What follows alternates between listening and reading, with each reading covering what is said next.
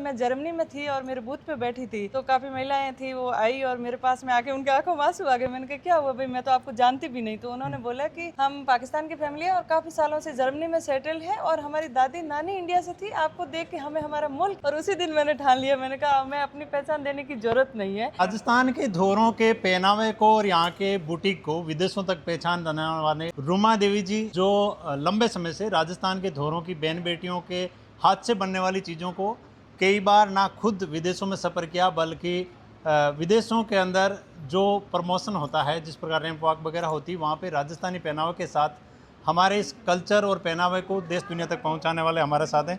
रुमा देवी जी, एक लंबा आपका संघर्ष है और इस संघर्ष के अंदर किस प्रकार आपने इस जर्नी को जो है विदेशों तक पहुँचाया था? कि जो अपने गांव का कल्चर है और वो कल्चर बिल्कुल ख़त्म होने की कगार पे था, उसी समय हमने इसको अपनाया और इसको रोज़गार से साथ में जोड़ते हुए इसको गांव टू ग्लोबल तक लेके गए। अभी हमारा विज़न है कि एक हमारी योजना है जो लॉन्च हुई है, वो गांव टू ग्लोबल के नाम से ही है और उसमें राजस्थान के 17 जिलों में से 2000 ऐसे उद्यमी जो जिन्होंने 2 साल पहले स्टार्टअप किया है और अभी वो आगे ग्रो नहीं कर रहे हैं, उनको सपोर्ट करेगी हमारी एक्सपर्ट टीम रहेगी और हम साथ में रहेंगे। 3 साल तक उनको सपोर्ट करेंगे ताकि वो गांव से अपने बिजनेस को ग्लोबल तक लेके जा सके।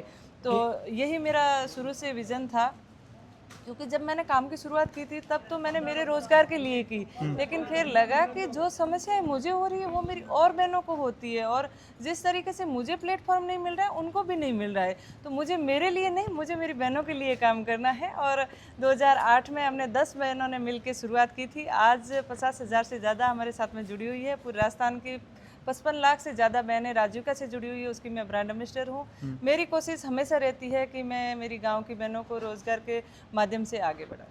एक बार मैं एक ब्लॉग बनाते बनाते वहाँ बाड़मेर के धोर में पहुँच गया था, बॉर्डर एरिया में। तो वहाँ लोग बोले कि हमारे पास पानी तो पीने का नहीं आता, लेकिन रुमा देवी जी के जो प्रोडक्ट हैं वो हमारे तक आ जाते हैं, हम उनको तैयार करके वापस जमा कराते हैं। तो ये इतने सुदूर दूर के इलाकों के अंदर कैसे कनेक्टिविटी बनाते हैं? देखिए, मैं गांव से हूँ और गांव की समस्या मैं समझती हूँ, किस तरीके से बहनों को रोज़गार की ज़रूरत रहती है और मैं सबसे पहले गांव की बहनों को ही साथ में जोड़ती हूँ ताकि उनको रोज़गार मिले। और हुनर सबके अंदर है, फिर सिर्फ उनको प्लेटफॉर्म नहीं मिल पाता है, तो उसके हुनर को पहचान के मार्केट के हिसाब से कैसे बनाना है। क्योंकि काम जो हाथ का काम है वो तो पहले हर घर में होता था, माँ अपनी बेटी के लिए बनाती थी, लेकिन मार्केट में क्या क्वालिटी चाहिए, क्या कलर थीम चाहिए, किस तरीके के प्रोडक्ट है वो मार्केट में जा सकता है, उसके लिए उनको ट्रेनिंग देते हैं। पहले स्किल की ट्रेनिंग, फिर डिजाइनिंग की, फिर मार्केट से लिंक करवाना, एक्सपोजर करवाना, उसके बाद में वो खुद का बिजनेस कर पाए। उसके साथ में एक वाणी उत्सव के रूप में आपने शुरू किया था, जो पहला कार्यक्रम हमने आपका लाइव किया था, लेकिन निरंतर उसमें देखते जा रहे हैं कि लोगों की उत्सुकता वो बढ़ती जा रही है। बिल्कुल, जो वीणा पे संतों की वाणियाँ गाई जाती थी और अपने हर घर में जागरण का प्रोग्राम होता था, धीरे धीरे वो वाणियाँ लुप्त हो गई और उनको आगे बड़ा प्लेटफॉर्म नहीं मिलने के कारण वो जो गायक थे वो भी धीरे धीरे बुजुर्ग हो गए और नई पीढ़ी सीखी नहीं। और वीणा बनाने वाले भी वीणा, क्योंकि बजाने वाला नहीं होगा तो बनाने वाले क्यों बनाएंगे। तो ऐसे करके ना तो वीणा बजाने वाले ज़्यादा रहे, ना वीणा बनाने वाला ज़्यादा रहे। तो अब इसको भी हमने कनेक्ट किया कि अगर हम वीणा भेंट करेंगे तो वीणा बनाने वालों को रोज़गार मिलेगा और इधर हम कलाकारों को प्लेटफॉर्म देंगे ताकि उनको आगे बड़ा मंच मिल सके। तो हमारा ये 365 दिन वहाँ पे जहाँ क्राफ्ट सेंटर है वहाँ सत्संग होती है 2 घंटे और उसमें अलग अलग गांव के आर्टिस्ट आते हैं, अपनी प्रस्तुतियाँ देते हैं, सोशल मीडिया के थ्रू उनको प्रमोट करते हैं। और साल में एक बड़ा प्रोग्राम होता है जो आप सब देखते हैं, वाणी उत्सव के नाम से। उसमें हम फिर वीणा भेंट करते हैं और वो भी लाखों रुपए की वीणा भेंट करते हैं, ऐसा नहीं कि 1-2 वीणा भेंट करते हैं। और उससे उनको वीणा बनाने वालों को भी रोज़गार मिल रहा है और इनको भी मिल रहा है। और आज आप देख रहे हैं बड़े बड़े कलाकार निकल रहे हैं, छोटे बच्चे भी हैं, बड़े भी हैं, बुजुर्ग भी हैं और अच्छे मंचों तक जा रहे हैं, विदेशों में भी जा रहे हैं। गांव ठाणे में जो पहनावा पहना वही विदेशों तक, उस पहनाव में कोई चेंजिंग नहीं। कई बार होता है कि महिलाएं जब ट्रेवल करती है तो हम अनकम्फर्टेबल हैं, या विदेशों में जाते हैं, या जब बड़े प्लेटफार्म बड़े मंच मिल जाते हैं तो हर अपना किसी के मन में संकोच रहता है कि अगर हम हमारा ट्रेडिशनल पहनावा पहन के जाएंगे तो शायद हमें तवज्जो मिलेगा या नहीं मिलेगा। शुरू शुरू में मुझे भी लगता था, लेकिन फिर लगा कि नहीं, अपनी पहचान खोनी नहीं चाहिए। मैं किसी के पहनावे पे कमेंट नहीं करूंगी क्योंकि सबका पहनावा अच्छा है, जिनको अच्छा लगे वो पहने, लेकिन मुझे मेरा पहनावा अच्छा लगता है और मैं इस पहनावे को कभी नहीं छोड़ूंगी। ये मैंने तब सोचा जब मैं जर्मनी में थी थी और मेरे बूथ पे बैठी थी, तो काफ़ी महिलाएं थी, वो आई और मेरे पास में आके उनके आंखों में आंसू आ गए। मैंने कहा क्या हुआ भाई, मैं तो आपको जानती भी नहीं। तो उन्होंने बोला कि हम पाकिस्तान की फैमिली है और काफ़ी सालों से जर्मनी में सेटल है और हमारी दादी नानी इंडिया से थी, आपको देख के हमें हमारा मुल्क याद आ गया, इसलिए ये खुशी के आंसू है। और उसी दिन मैंने ठान लिया, मैंने कहा मैं अपनी पहचान देने की जरूरत नहीं है, तो हम हमारा पहनावा क्यों चेंज करें।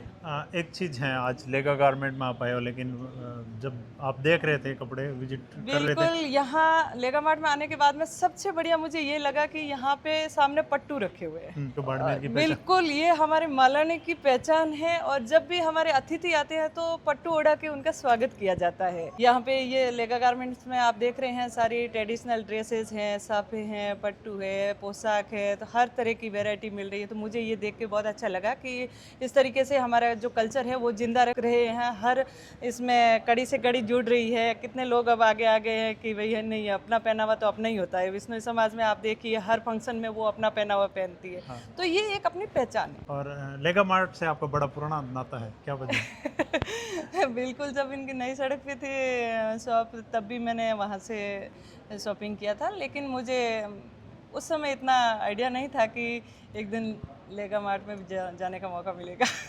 यहाँ पे महिलाओं के सशक्ति के रूप में सावन के इस पावन सावन महीने महोत्सव का प्रोग्राम होने जा रहा है और उसमें भी एक दूसरे से मिलने का मौका मिल रहा है, कल्चर को आगे बढ़ाने का मौका मिल रहा है और एक दूसरे को देख के ही सीखते हैं। तो ये जो प्रोग्राम है वो भी बहुत शानदार प्रोग्राम होने जा रहा है। बहन बेटियों के लिए क्या कहना चाहोगे जो दूर सुदूर ढाणियों में बैठी है और नहीं, मैं- किसी एजुटेशन में ज़िंदगी जी रही है कि मैं ये करूँगी तो लोग ये बोलेंगे, नहीं, या बिल्कुल हर महिला के मन में ये रहता मैं कम पढ़ी लिखी हूँ, मैं गांव में रहती हूँ, मैं कुछ नहीं कर पाऊंगी। तो मैं उनसे यही कहती हूँ कि मैं आपके सामने हूँ, अगर मैं कर सकती हूँ तो आप क्यों नहीं। तो आप बिल्कुल झिझक छोड़िए, जहाँ हैं वहाँ से अपने करियर की शुरुआत करें, आपको सफलता जरूर मिलेगी।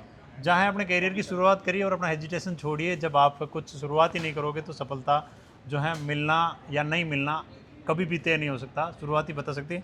रुमा देवी जी हैं जो एक बाड़मेर के धोरों से निकलकर और देश दुनिया तक राजस्थान के कल्चर और पहनावे को प्रमोट किया, और वीणा वाणी इनको लेके बहुत ही चर्चा में रहते हैं। इनका जो एक हंसमुख स्वभाव है वो कहीं ना कहीं लोगों के अंदर, हर व्यक्ति के दिलों तक पहुंचता है कि इनका नेचर जो है बहुत ही लोगों के भाने वाला है। उसी के चलते लोग हमेशा आपके वीडियो और आपकी जो एक्टिविटीज़ हैं उनको बहुत देखते हैं। आपको बहुत बहुत शुभकामनाएं। बिल्कुल, और एक बात मैं और कहना चाहूँगी लेगा मार्ट को भी कि आप लेडीज़ स्टाफ भी रखिए ताकि उनको भी काम करने का मौका मिले और उनको देख के और भी बच्चे आए वो प्रेरित होगी। 10 महिला है, 10 महिला, 10 महिला। बहुत बढ़िया। यहाँ पे ऑलरेडी लेडीज़ स्टाफ है तो बहुत अच्छा लगा।